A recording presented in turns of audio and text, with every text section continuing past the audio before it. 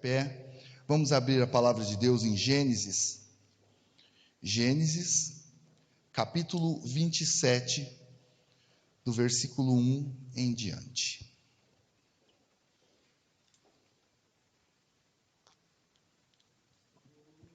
Glória a Deus.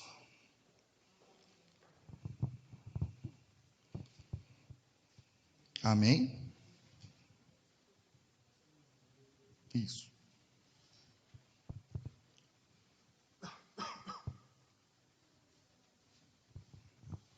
Gênesis, capítulo 27, do 1 ao 17. Diz assim a palavra de Deus: E aconteceu que, como Isaque envelheceu e os seus ossos se escureceram, de maneira que não podia ver, chamou a Esaú, seu filho mais velho, e disse-lhe: Meu filho. E ele lhe disse: Eis-me aqui. E ele disse: Eis que já agora estou velho e não sei o dia da minha morte.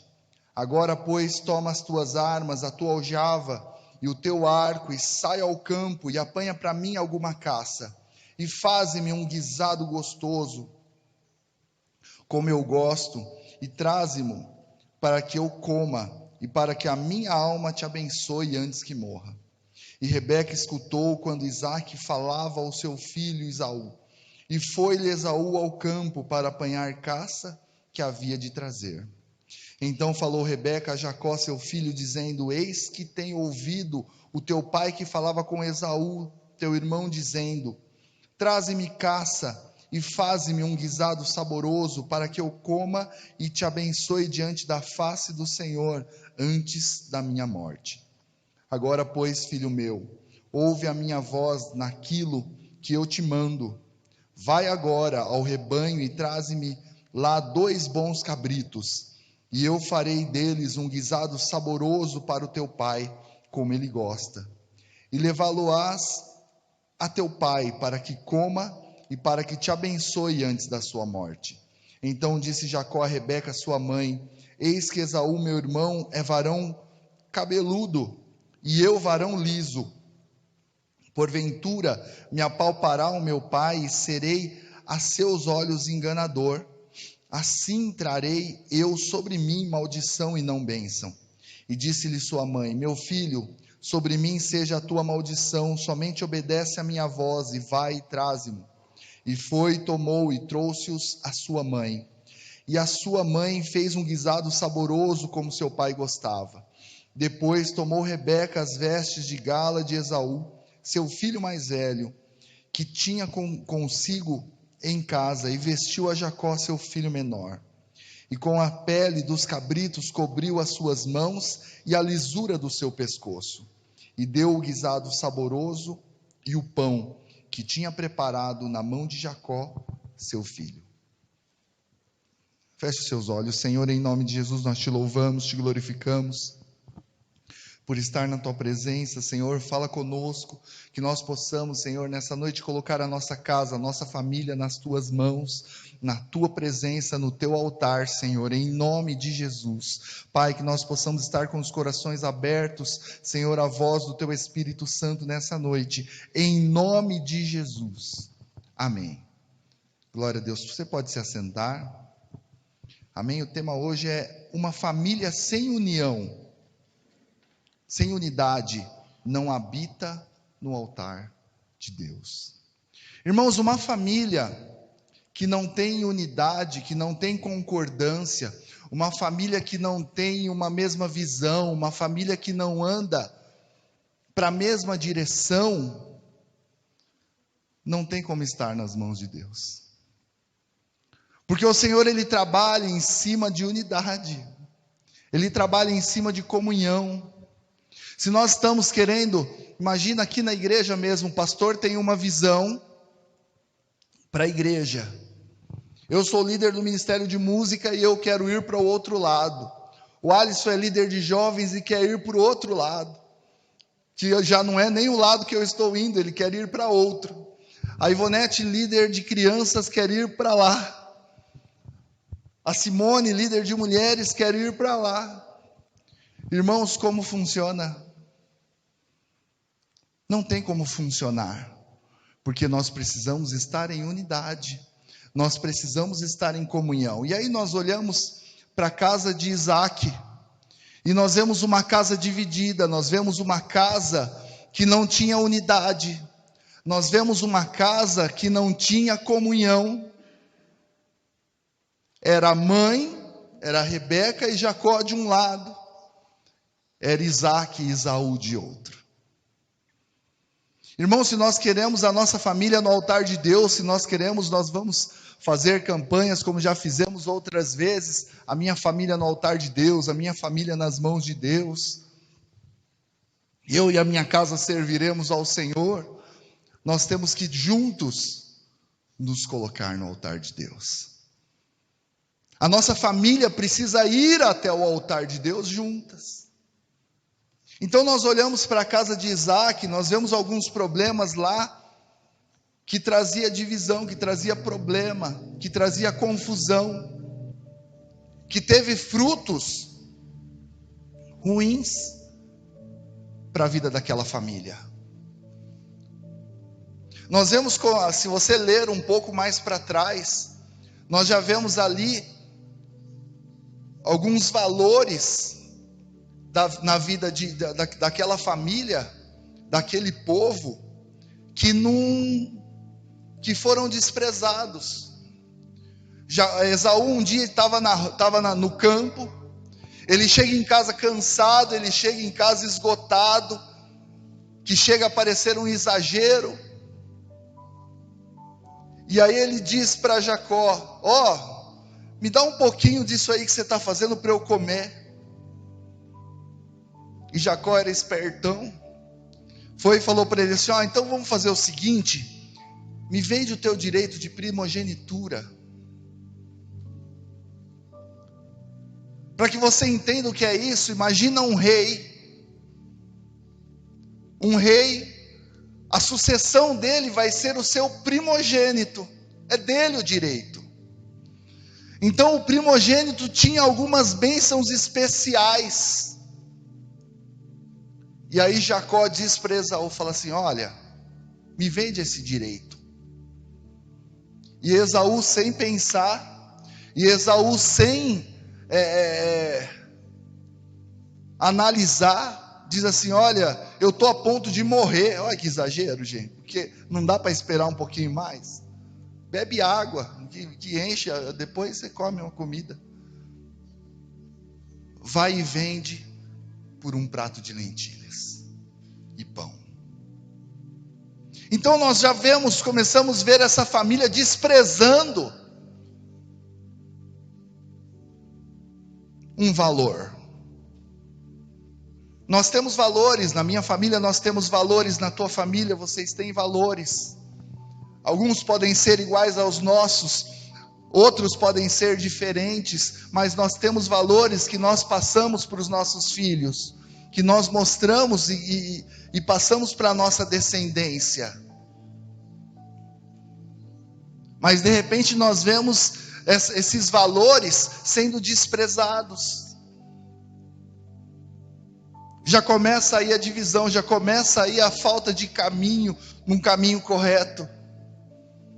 Já começa aí largando um valor, deixando de lado um ensinamento.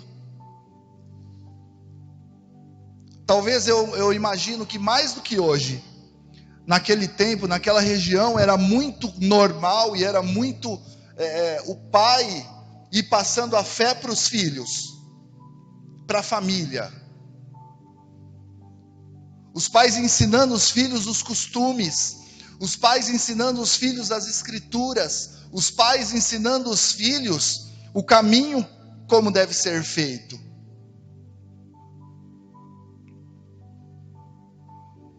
Muito mais regrado do que hoje. Hoje nós fazemos, mas não é como era ali. E até por falta de material, livros e tudo, era muito falado. Então eu tenho que falar, e aí eu tenho que, imagina para as crianças guardarem, elas precisavam ouvir e ouvir de novo, e ouvir de novo, e ouvir de novo, para que elas guardassem. Então o ensinamento era muito repetido, até que eles guardassem, até que eles entendessem. E aí nós vemos o ensinamento, Esaú trocando por um prato de lentilha. Trocando por nada. É como um príncipe dizendo assim: olha, não, eu não quero ser rei, me dá uma coxinha, uma coca e o trono por irmão mais novo, que eu não quero.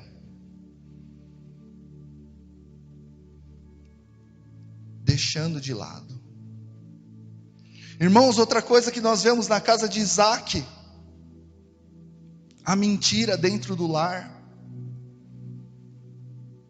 Nós vemos ali, olha, Rebeca ajudando a Jacó a enganar o seu pai.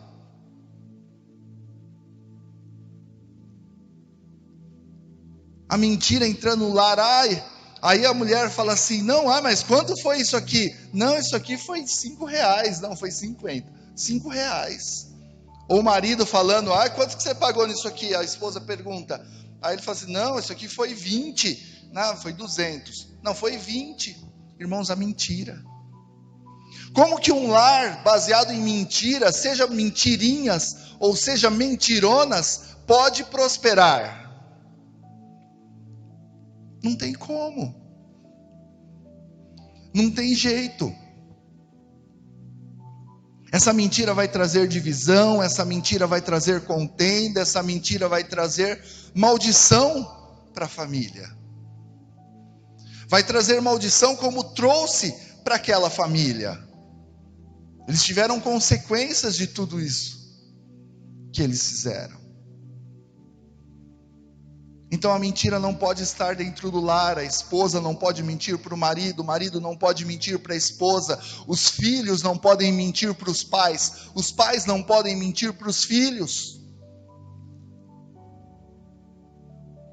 Uma família em unidade, ela anda em verdade. Uma família em comunhão, ela anda em verdade.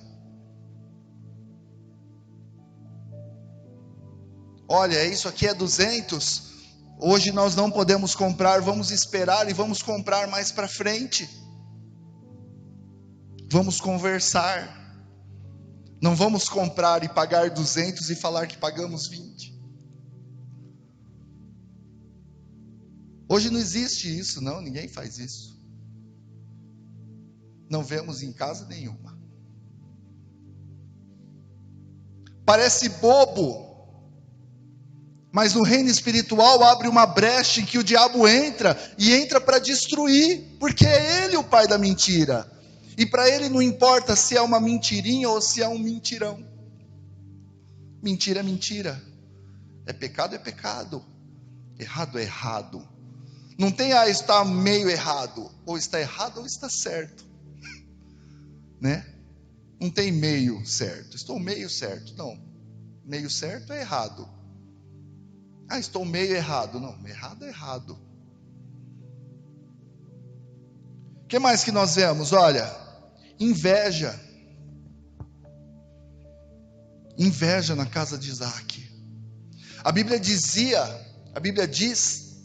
que Isaac gostava mais de Esaú.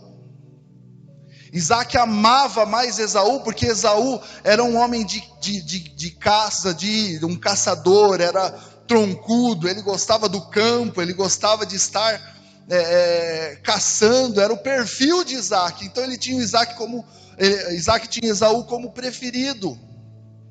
E a Bíblia diz que isso trazia inveja dentro de casa. Irmãos, nós não podemos ter um preferido em casa. Eu tenho 3 filhos, eu não posso ter um preferido do que o outro, porque isso vai trazer maldição para minha família. Isso vai causar mágoa, isso vai causar rancor, isso vai causar intrigas, isso vai causar brigas, isso vai causar contendas na minha família.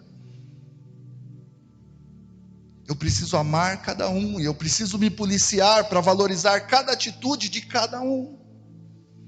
Se eu valorizar uma aqui, eu preciso valorizar outra ali, preciso valorizar outra lá. Ah, eu tenho 10 filhos. Tem 10 valorizações que você precisa. Nós precisamos que a nossa família esteja em unidade. E aquilo que às vezes nós fazemos, aquilo que às vezes nós falamos, traz divisão, traz contenda, traz tristeza dentro de casa.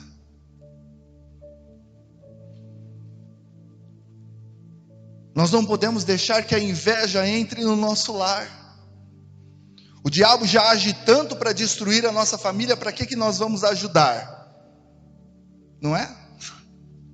Para que a gente vai ajudar o diabo a trabalhar dentro da nossa casa? Vamos ser instrumento de bênção para a nossa família. E ali nós vemos Rebeca como Jacó o preferido, temos Isaac como Esaú o preferido. E ali fica uma discussão, e ali fica uma casa dividida.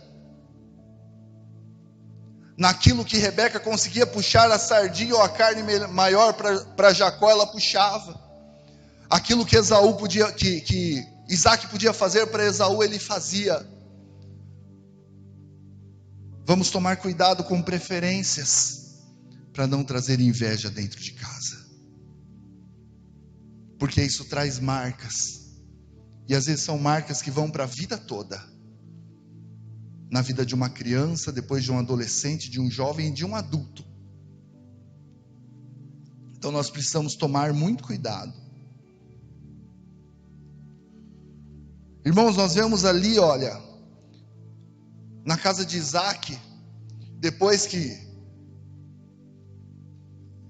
Rebeca ajuda Jacó a enganar o seu pai,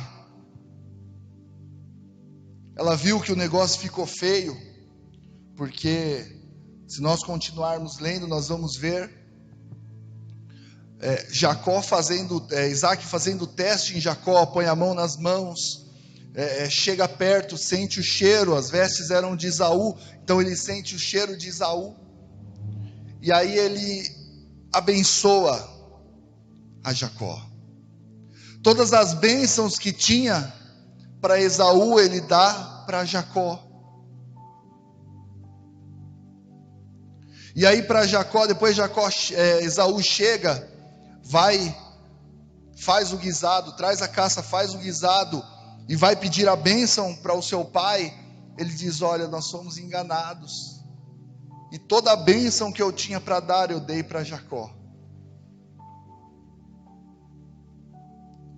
Isso provocou uma ira dentro de Esaú.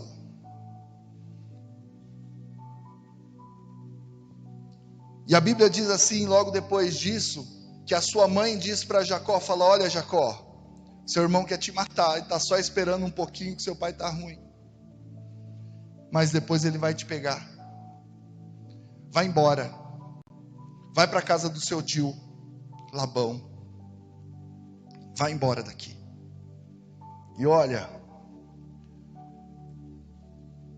como são as coisas. Jacó, antes de ir embora, também vai até o seu pai, e o seu pai o abençoa para ir fazer essa viagem e ir embora. Mas ele dá uma recomendação e ele diz assim: olha, só não pegue mulher entre os desta terra. Você vai lá para a casa do teu tio, pegue dentro da nossa família uma esposa. E Esaú ouviu isso. Olha o que causa dentro de um lar a desunião. E Esaú ouve isso e ele fica louco da vida, e ele diz assim: ah é? Só de pirraça também eu vou pegar uma aqui. Eu já tinha 2 que infernizava a vida do meu pai e da minha mãe, agora eu vou pegar mais uma aqui. Nós vemos filhos provocando seus pais. Mas hoje não tem isso. Tem? Não tem. Uma família desunida, uma família ferida, uma família que não tem concordância.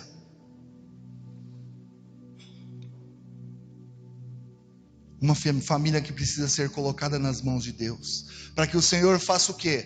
Comece uma transformação. Para que o Senhor comece a fazer uma obra em cima de tudo isso dentro da família, para que depois sim possa dizer: olha, a minha família está no altar de Deus.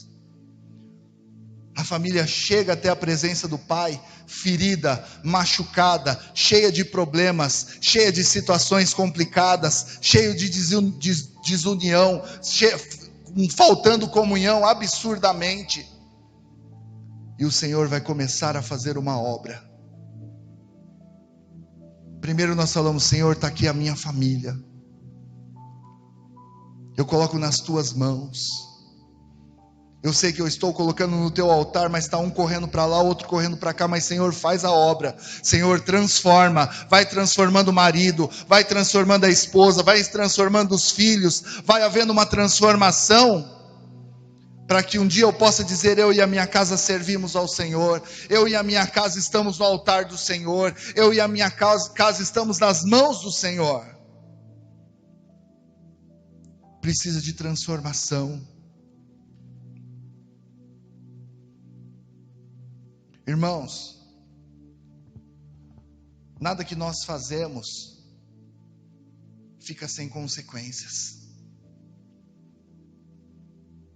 A atitude de Rebeca, que nesse momento não foi mulher sábia dentro do seu lar, trouxe consequências para aquela família, trouxe consequências para a vida de Jacó, que foi comparsa dela em toda a trama. Nós vemos as consequências, começando da ira de Esaú por Jacó, irmãos, um irmão querendo matar outro.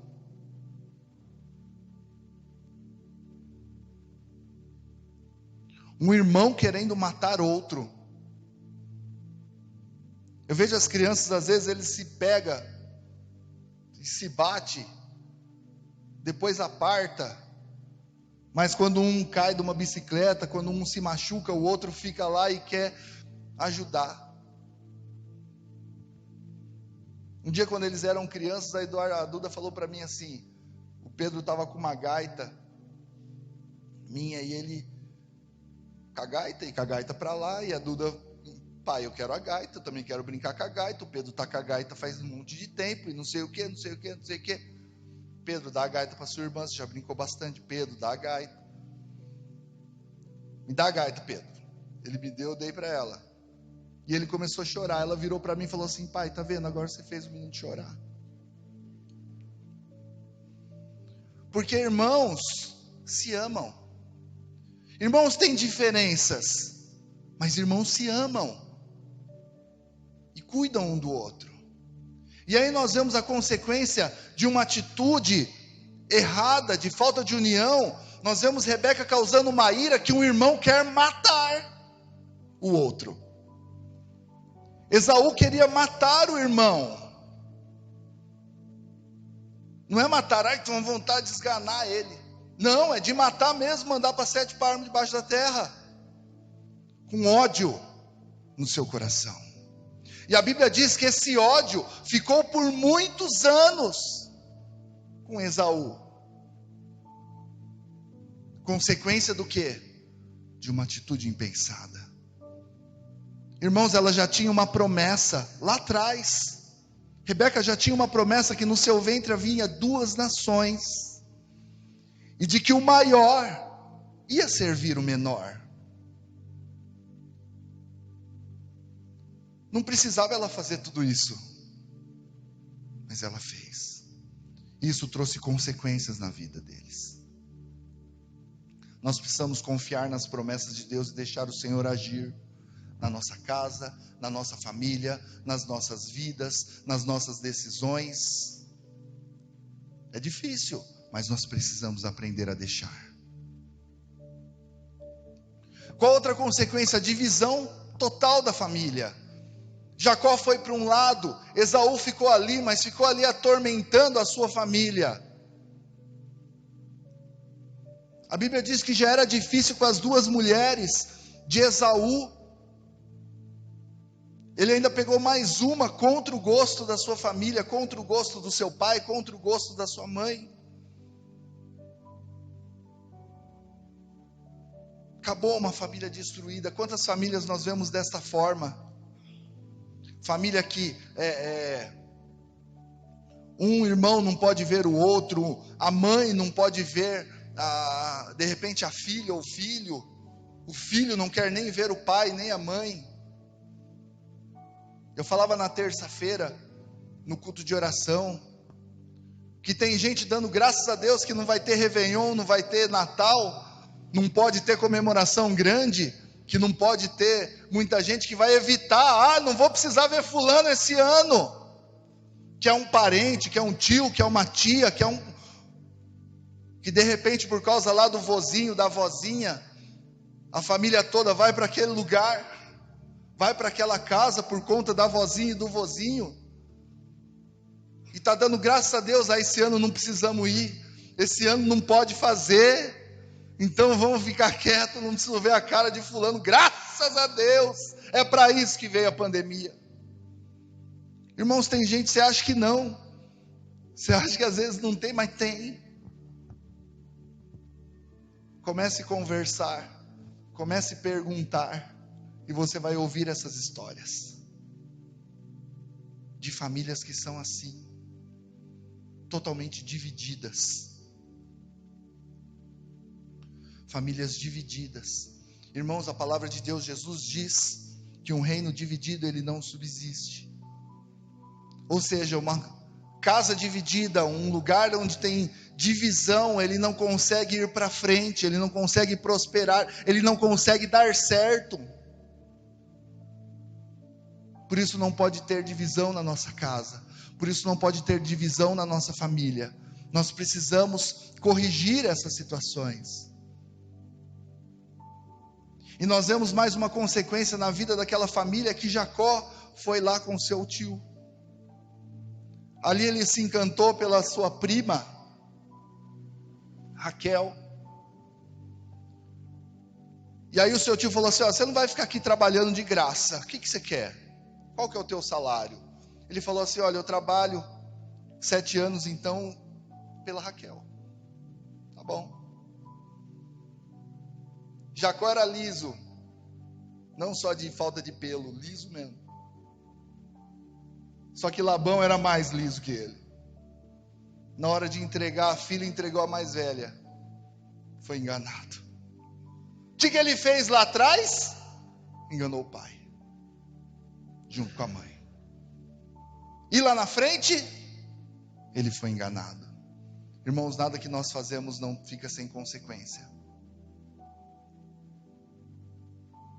Eu não sei se alguém que está aqui, alguém que está nos assistindo, alguém que vai assistir, está na situação de enganador, está na situação daquele que não suporta ver a família, está na situação de que não consegue ter um convívio com a família. Mas eu digo para você que isso tem consequências. Melhor é perdoar, melhor é ter comunhão, melhor é passar por cima do ego, é melhor passar por cima do eu, é melhor passar por cima do orgulho e pedir perdão. Mas eu não sou errado. Irmão, pede perdão, que é melhor perdoar. É melhor perdoar. É melhor voltar à comunhão, é melhor voltar a ter o laço, é melhor voltar a ter a comunhão, a unidade, é melhor voltar a estar junto. É melhor dar um passo para trás ou 2 passos para trás, para lá na frente nós darmos 10, 12 para frente. E Jacó foi enganado como consequência do que ele fez no passado junto com a sua mãe.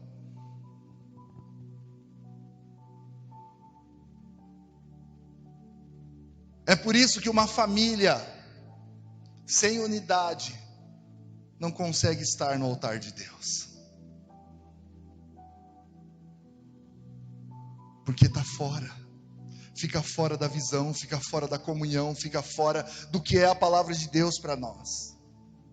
E como nós colocamos então a nossa família no altar de Deus, nas mãos de Deus? Abre em Efésios capítulo 6, do versículo 1 ao 4.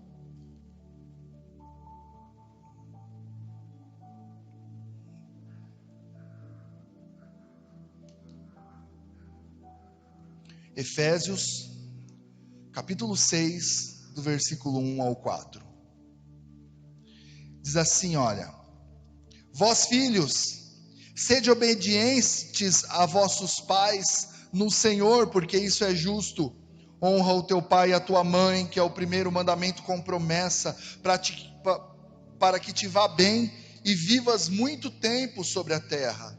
E vós pais, não provoqueis a ira dos vossos filhos, mas criai-os na doutrina e admoestação do Senhor. Irmãos, para nós colocarmos a nossa família no altar de Deus, primeiramente nós precisamos de amor. Nós precisamos amar a nossa família. Não, mas olha, não, mas a minha filha fez isso, não, mas o meu filho fez isso, não, mas o meu pai fez isso, ou a minha mãe fez aquilo. Irmãos, deixe o rancor, deixe a mágoa e enche o teu coração de amor.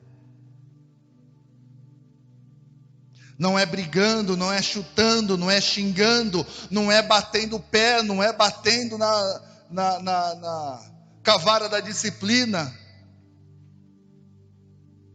mas é com amor. A gente corrige com a vara da disciplina, sim, mas é com amor, no amor do Senhor. Se a nossa família não sentir o amor, de repente pedir perdão é liberar o amor, e é começar uma transformação na família. Aí nós começamos a dar um passo em colocar a nossa família no altar de Deus. Outra coisa, dando o exemplo. Nós precisamos ser exemplos e nós queremos a nossa família no altar de Deus. Quem precisa estar no altar de Deus? Eu e você. Nós precisamos estar no altar de Deus, nós precisamos estar na presença de Deus, nós precisamos colocar as nossas vidas nas mãos de Deus, porque o exemplo, o fato agir, fala muito mais alto do que o fato falar. Aquilo que nós falamos, aquilo que nós dissemos, fala muito mais baixo do que as nossas atitudes. Então o nosso exemplo de estar na presença de Deus, o nosso exemplo de amar, o nosso exemplo de perdoar, o nosso exemplo de liberar perdão, o nosso exemplo de pedir perdão, o nosso exemplo de colocar a nossa vida nas mãos de Deus, é o exemplo que vai fazer a nossa família um dia estar no altar de Deus. Nós precisamos ser exemplo. Tenho 3 crianças em casa que olham tudo. Olham tudo. Não está nem percebendo. Tá. E depois repete. Não, mas a mãe falou. Não, mas o pai falou. Não é? É assim. O seu não está falando, daqui a pouco vai falar isso. O seu já falou isso, pastor Luiz. O seu já falou isso, pastor Divaldo. Tem certeza. Porque a mãe falou, ou porque o pai falou, ou porque o pai fez, ou porque a mãe fez. A sua fala isso, Anderson. Então tudo na idade dos meus, fala também, sei que fala. Porque eles veem exemplo. Os nossos vizinhos veem o nosso exemplo.